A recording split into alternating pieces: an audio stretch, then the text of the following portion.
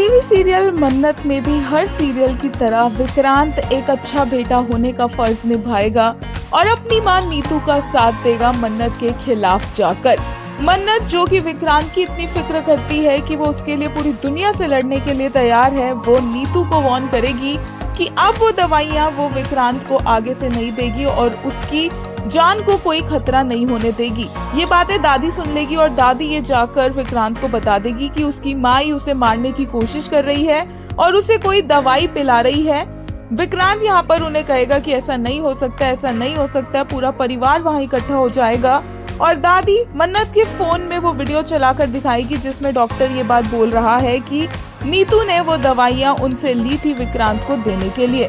विक्रांत एक बार को शॉक में चला जाता है और अपनी माँ से सवाल करता है और बोलता है कि वो कसम खाकर कहे कि जो भी यहाँ पर बातचीत हो रही है उसमें क्या सच है और क्या गलत है। और नीतू विक्रांत की झूठी कसम खाने तक को तैयार हो जाती है, लेकिन नीतू को बीच में आकर मन्नत रोक देती है और वो बोलती है कि अब वो विक्रांत को नीतू को हर्ट नहीं करने देगी, ना वो झूठी कसम खाने देगी और ना विक्रांत को कुछ होने देगी।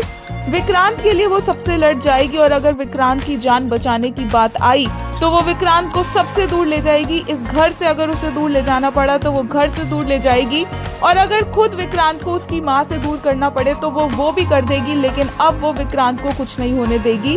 पूरे परिवार के सामने मन्नत ये स्टैंड लेती है, विक्रांत के आगे आकर खड़ी हो जाती है और नीतू को पीछे कर देती है। बोलती है वो कि वो विक्रांत को हर हाल में प्रोटेक्ट करके रहेगी। जब तक मन्नत ये सब बोल रही होती है, बीच में एंट्री लेती है ऐश्वर्या और पूरी की पूरी बाजी पलट देती है। ऐश्वर्या वही अपनी चिकनी चुपड़ी बातें यहाँ शुरू कर देती है और बोलती है कि एक माँ ऐसा कैसे कर सकती है।